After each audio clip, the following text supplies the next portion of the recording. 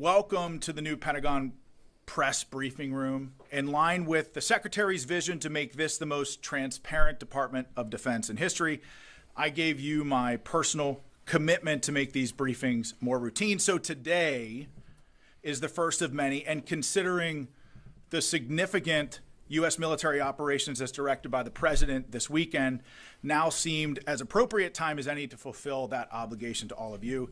Additionally, I'm glad to be joined by Lieutenant General Alex Grinkovich, affectionately known as Grinch. Now, despite his call sign, he's actually a very pleasant and delightful human being, and we're glad to have him here at this podium. He's the Director of Operations of the Joint Staff.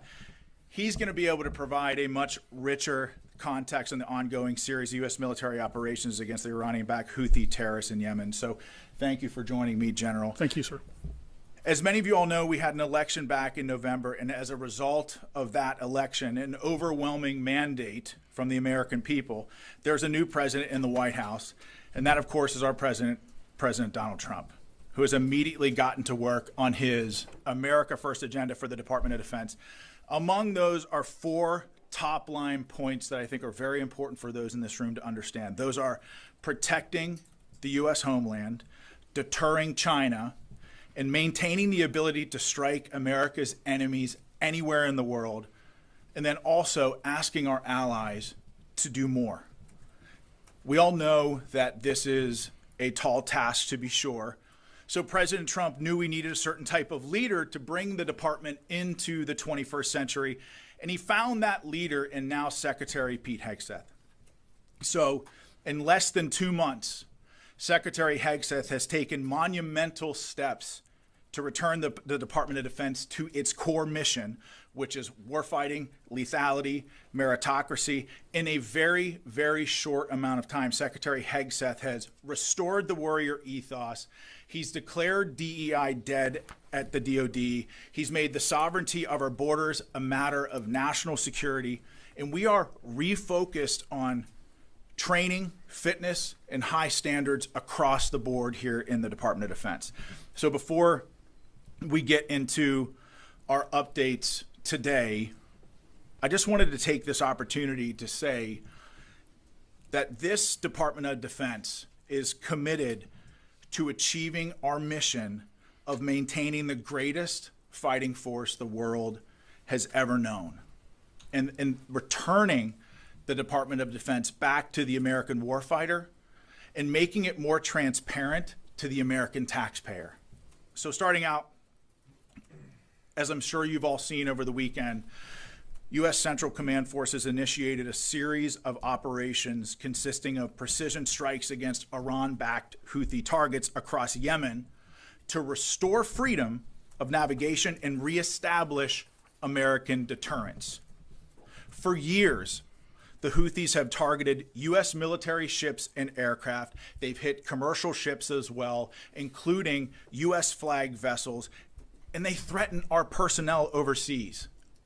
Houthi terrorists have launched missiles, one-way attack drones at U.S. warships over 170 times, and at commercial vessels 145 times since 2003.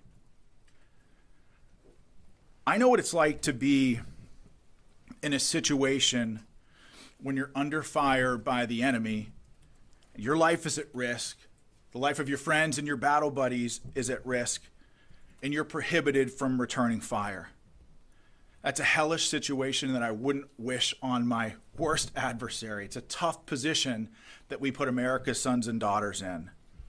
Under President Trump and Secretary Hegseth's leadership, we will defend our sons and daughters. If you shoot at American troops, there will be consequences. As President Trump and Secretary Hegseth have made clear, these actions by the Houthis will not be tolerated. In his first 2 days back at the White House, President Trump signed an order laying out a process to redesignate the Houthis as a foreign terrorist organization after the previous administration revoked their designation within weeks of taking office. Under the previous administration, America's enemies were emboldened and billions in frozen funds were unlocked for Iran. With President Trump and Secretary Hegseth's leadership, an era of peace through strength is back.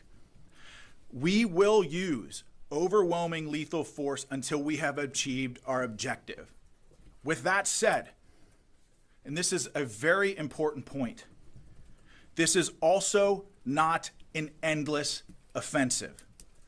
This is not about regime change in the Middle East. This is about putting American interests first. As I said over the weekend, there is a very clear end state to this operation. And that begins the moment that the Houthis pledge to stop attacking our ships and putting American lives at risk. Shifting focus to Africa, at the request of the federal government of Somalia, U.S. Africa Command Forces conducted collective self-defense airstrikes against al-Shabaab on March 15th. The airstrikes occurred about 150 kilometers northeast of Mogadishu, Somalia, and AFRICOM's initial assessment is that enemy combatants were killed and that no civilians were injured or killed. And so U.S. forces will continue to partner with Somali armed forces to take the fight to these terrorists and degrade their ability to plan and conduct attacks that threaten the U.S. homeland, our forces, and civilians abroad. Now on to Homeland Defense. President Trump and Secretary Hegseth have been very, very clear that border security is national security. We spent decades defending foreign nations' borders while our own U.S. borders has been invaded by criminal illegal aliens, human smugglers, drug traffickers, and transnational gangs. The Department of Defense is proud to defend our homeland and the territorial sovereignty of the United States. Although we've seen a 93% decrease in illegal border crossings, we will not stop until we have 100% operational control of our southern border. And over the weekend, Joint Task Force Southern Border assumed the mission from Joint Task Force North and reached initial operating capacity. Additionally, U.S. Northern Command announced on Saturday that the Arleigh Burke-class guided missile destroyer, the USS Gravely, departed Naval Weapons Station Yorktown for a scheduled deployment to the Gulf of America. We're actually making some history from the podium today. It's the first time we've recognized the Gulf of America in the Pentagon press briefing room, which is kind of cool. So it's not only vital for the United States to have control of our border via land, it's equally important to control our territorial waters. And this deployment directly supports U.S. Northern Command's mission to protect our sovereignty.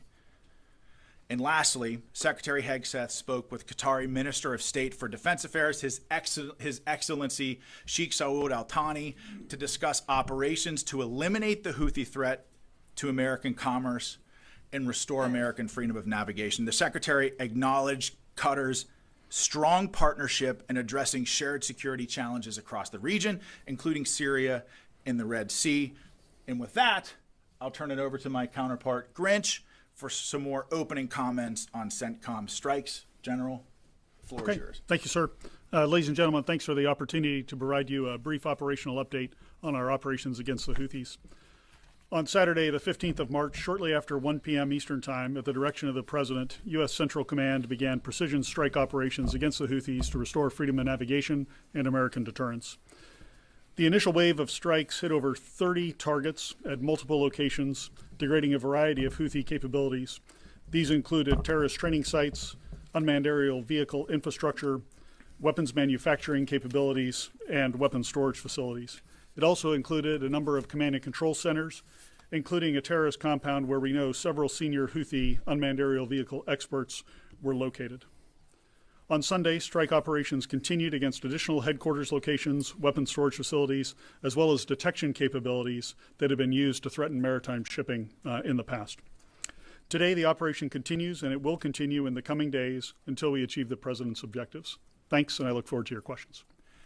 And with that, in this very crowded briefing room, I'll take some of your questions. And the first, I'll go to Logan from Newsmax.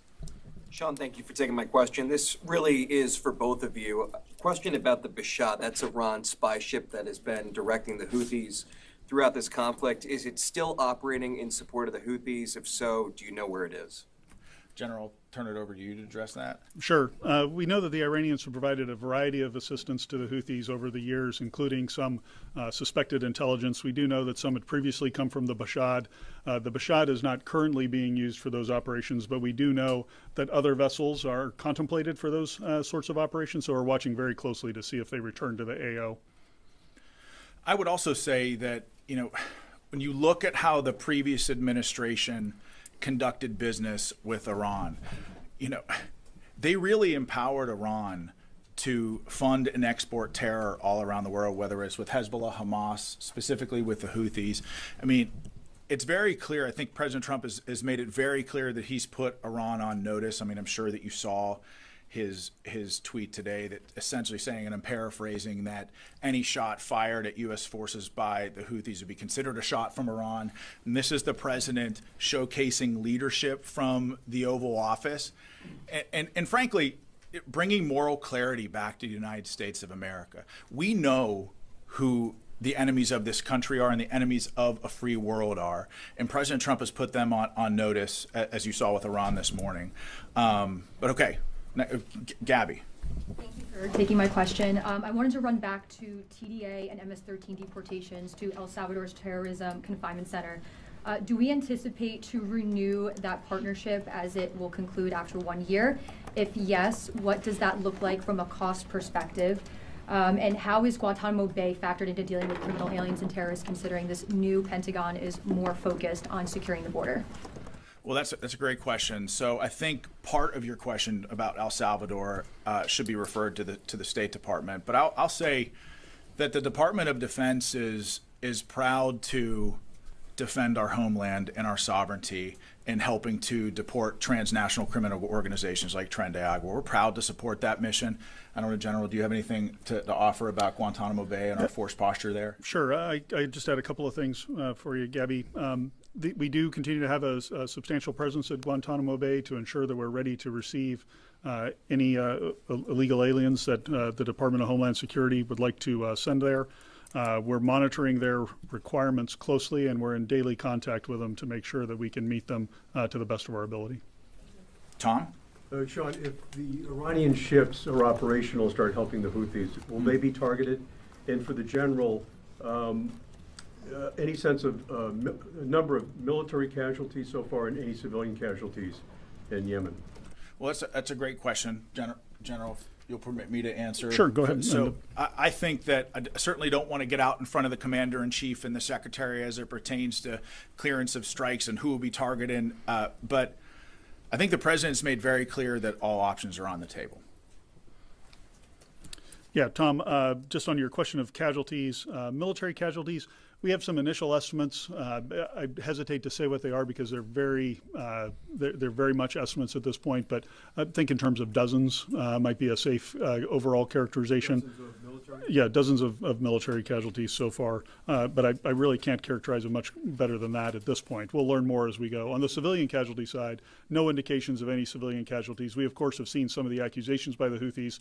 We look at those closely when they do come in, but we have no credible indications of any civilian casualties. And I'd like to add to what General Grinch said. Anytime you're close to an operation like this, having been, in combat front towards enemy before, the fog of war is a real thing. So before we announce something here from the podium, we're going to make sure that we get it right. And I think part of that is just taking the time to evaluate and doing a proper battle damage, BDA battle damage assessment, sensitive site exploitation. And frankly, that stuff just takes time. And so before we make any sort of those announcements, we're going to do a real hard look and make sure that we get it right before we announce it to you. Charlie from CBS. Yes, thank you, Sean. Changing the subject slightly. Is the DoD considering rescheduling the performance of young musicians in the Marine Band that was canceled because of the anti-DEI executive order? And in a broader sense, is there a concern that anti-DEI initiatives may have a negative impact on recruitment? Well, I think the President and the Secretary have been very clear on this, that anybody that says in the Department of Defense that diversity is our strength is frankly incorrect. Our shared purpose and unity are our strength. And I say this as somebody who led a combat platoon in Afghanistan that was probably the most diverse platoon that you could possibly imagine. I mean, we had black serving next to white, Christians serving next to atheists, Northerners next to Southerners, and yes, Democrats and Republicans in the very same foxhole. But the reason why we were so lethal in Afghanistan, and again, my platoon took an 85% casualty rate over 485 days, but part of the reason why we were able to accomplish the mission and the commander's intent was because we put aside our many differences as Americans. There were no hyphenated Americans with us in that isolated hilltop in the border region of Afghanistan. We were all just Americans. And really, when you talk about America's greatest strength, yes, we've got, I'm sure the general can attest, yes, we've got lots of cool, sexy equipment and lots of exceptional military training. I think it helps set us apart from everybody else. But what makes us exceptional fighters on the battlefield is our ability to put aside our many differences and unite under a common banner as Americans. I mean, for goodness sake, when we put aside our many differences as Americans, we went to the moon with less technology than many of you all have in your pockets and your cell phones right now. We're talking about a force that stormed the beaches of Normandy, scaled the cliffs at Pointe du Hoc, fought through hedgerows, and beat back the Nazi war machine and saved the world when we put aside our many differences as Americans. And I know President Trump understands that our focus on unity and shared purpose is what makes us lethal, and so does Secretary Hegseth. So their guidance has been clear on this, and we're going to continue to focus on that guidance. In terms of the concert, are you thinking about rescheduling that? I don't think. I'll have to take that question for you. I don't have an answer for you, but we'll get back to you on that. Oh, let's go to the phones. I'm getting a signal. We should go to the phones. Okay.